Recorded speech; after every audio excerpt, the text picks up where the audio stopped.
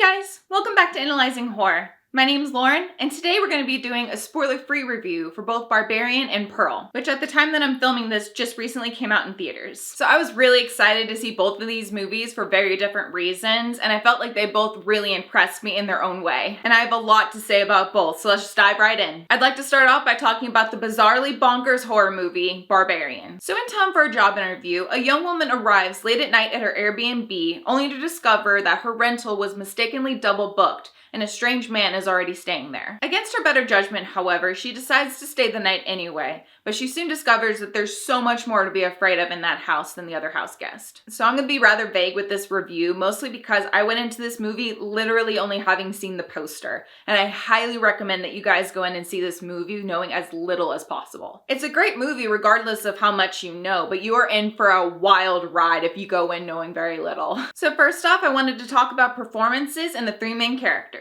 To start, I love Georgina Campbell as Tess. I thought she was a fantastic lead, and I just really loved her character. She was really likable and easy to root for, and I just thought Georgina gave a great performance overall. I also absolutely loved Bill Skarsgård as Keith. So like I said earlier, I had literally only seen the poster before seeing this movie, and even so, Bill Skarsgård's name is on the poster, but I just didn't even read the fine print. So when he first showed up on screen, I was like, Bill Skarsgård's in this! Like, as soon as I saw him, I had a strong feeling I was gonna love this movie. Like, I'm just such a huge fan of his. I think he is so incredibly talented, and I loved everything I've seen him in. Like, so many of us know him as Pennywise from It, but I've also watched so many, like, behind-the-scenes stuff and, like, his audition tapes, and it's just so incredible seeing him, like, transition into Pennywise, and he's so talented. I love his like facial expressions and his nonverbal acting, and he blows me away with his talent. Like I think he is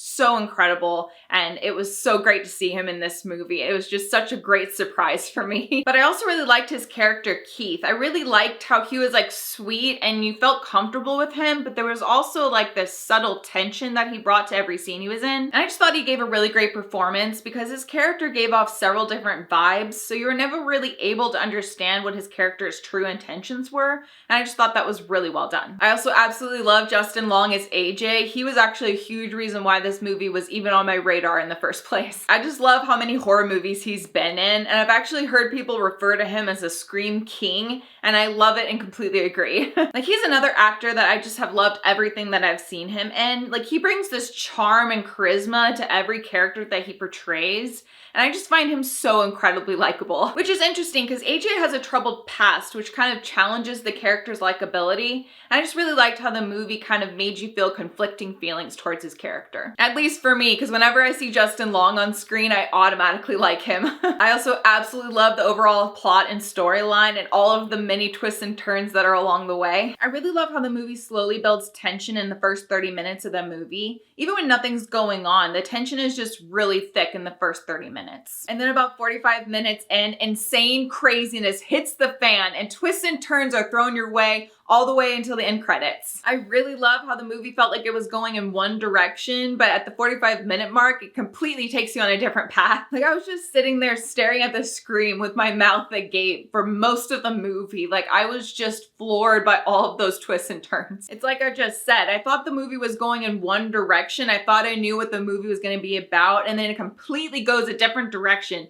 and it does not stop there. That's not the only twist, obviously. Something happens and then something else happens, and then it's absolute craziness all the way until the very end, and it's such a fun movie. The movie was also extremely intense. There were some genuinely scary moments and also some really disturbing imagery and situations. And I also really loved how the movie was kind of chopped apart into chapters almost. Like, something crazy happens and then you shoot over to a different storyline, and then that ends up having something crazy happen, and then another shoot over to a different storyline. And I just really liked how it kind of like built to a climax and then shoots you over somewhere, and then you're just like frazzled and trying to catch up. And I just really loved the way that the storyline was set up as a whole. Also, that entire third act and ending was absolutely insane and incredibly intense. And lastly, I really loved the cinematography and overall camera work. I feel like there was some really unique camera movements and angles. And again, it just made it look very unique and individualistic and independent almost. And I just really loved how special the movie felt and overlooked in terms of not being too mainstream of a horror movie, if that makes sense. And I just love this movie so much. Like, I could not stop thinking about it for days after seeing it the first time. Like, I could not get it out of my head. And I already can't wait to see it again, and I am for sure owning this one. So quick rating, I gave this movie 4.5 out of 5 stars on Letterboxd. I loved it that much. I just loved everything about it. Like I said, the performances of the main characters, the entire storyline. I really loved the set design of the house as well.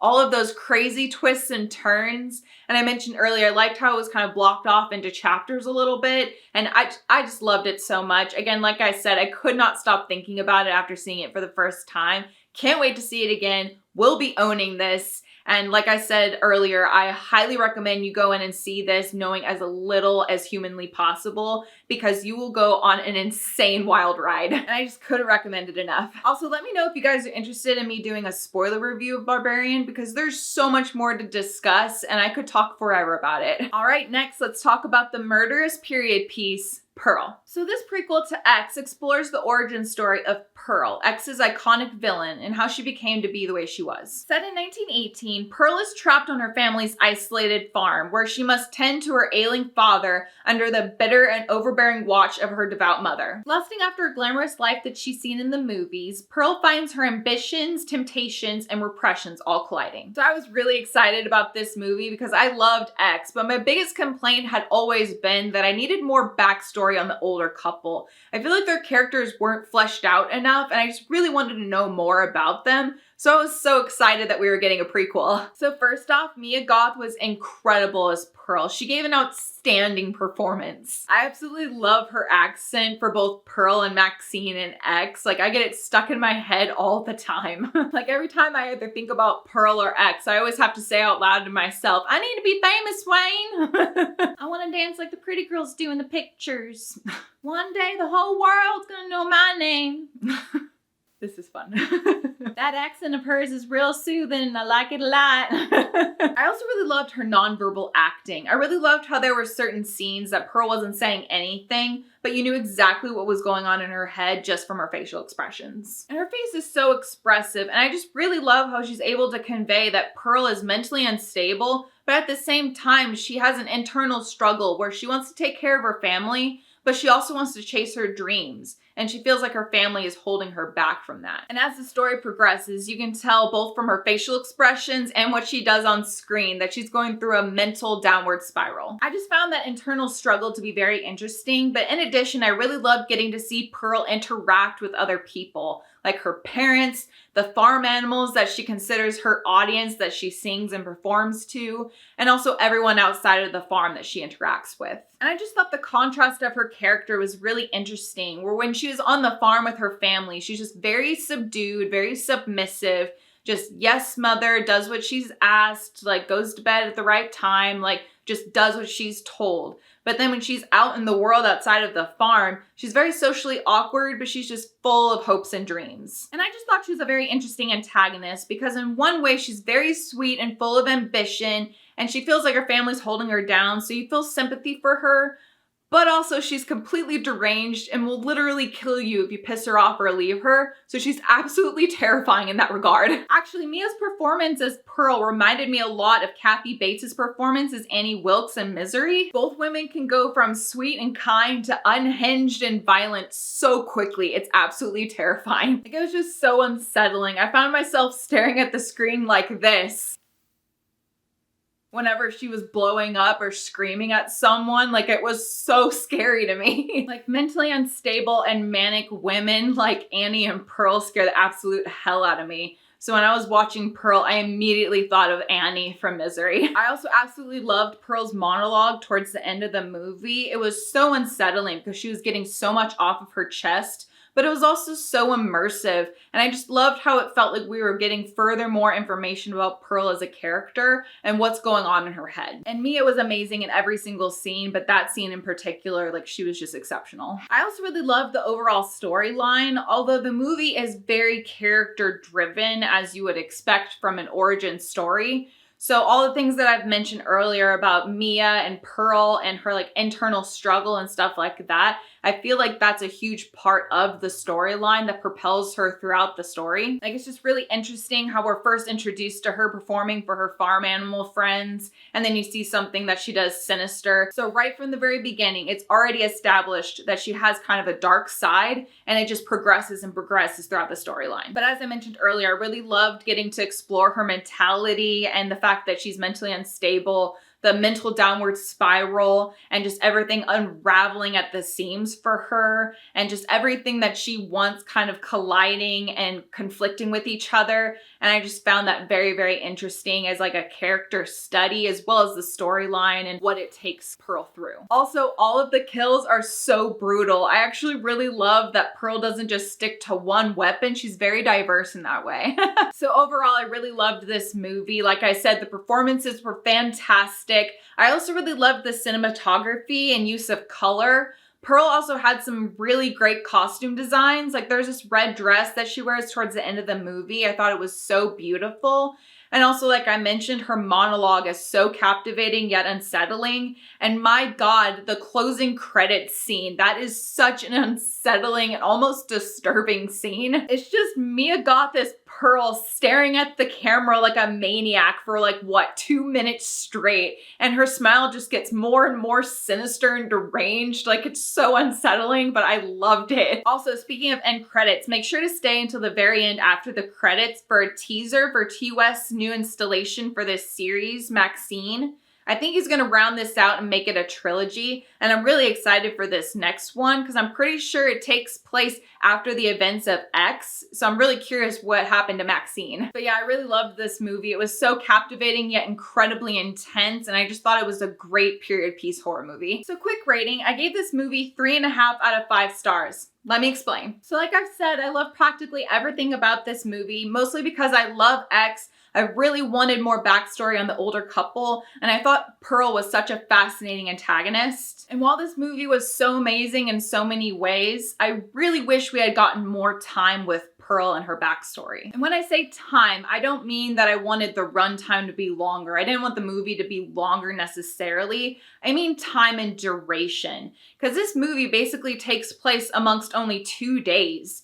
And while I really appreciated the backstory, it was just 2 days. And I feel like there's so much more of Pearl's life that they could have explored. And so I was honestly a bit disappointed that it only took place between 2 days, because in X, there are pictures in their home of like her being a dancer and so many other things that she went on to do. And I honestly had really hoped that the backstory would provide some context for that, but it didn't. And I just didn't understand why they chose not to do that, because in a lot of ways, I came into Pearl with a lot of questions from X. And while I got some answered, I'm still left with a lot of unanswered questions from X and now Pearl. And there's a huge chunk of time between Pearl and X. So I don't know if T. West is gonna make another movie between X and Pearl, but I really wish he would, because again, I have so many questions still, and I don't understand why they had done such a small backstory section of her timeline. I really wish that we had seen her at least get off the farm, like go out into a city, like do something, like progress as a character outside of just seeing this mental struggle on screen about her family and the farm and stuff like that. And I could prattle on about this longer, but I won't. I will just say that, again, I wish that the duration of this backstory was longer. I wish that we had at least seen her get off the farm, possibly meet her husband, or go on to do dancing, or like just something more substantial than just her struggling on the farm. And I felt disappointed by that, to be honest. However, I'm really glad that we got a prequel rather than none at all.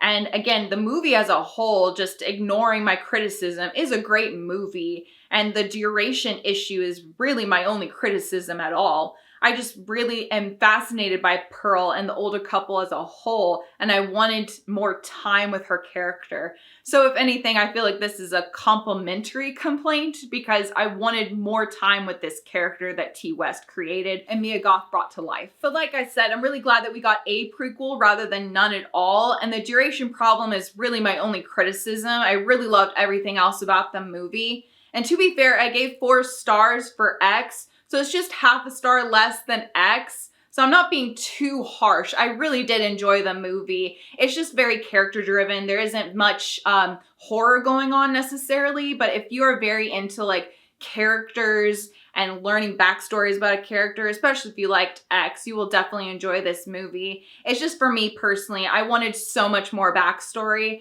and because we didn't get it, I had to give it 3.5 out of 5, but it's still a fantastic movie. It looks gorgeous. Mia Goth is incredible, and yeah, it's a great movie. So definitely don't take 3.5 out of 5 stars as a negative rating. I did very much enjoy it, and I'm definitely gonna own this one. I kind of have to be a part of the trilogy, right? But I would definitely rewatch it. It's really great. It's just that one duration part that's really big for me, so it had to have 3.5 out of 5 stars. However, again, like I said, it's a really great movie, and you should definitely check it out. All right, those are my thoughts on Barbarian and Pearl. I loved both so much, and I think both are absolutely worth your time. But if you're into horror movies with crazy twists and some disturbing imagery, I recommend you see Barbarian first. And if you loved X and are a fan of crime, period piece horror movies, I recommend you see Pearl first. But again, like I said, I think both are absolutely great, and you should definitely check both out. So if you've seen these movies, what did you think about them? And if you haven't seen them yet, which one are you most excited to get to when you get around to them?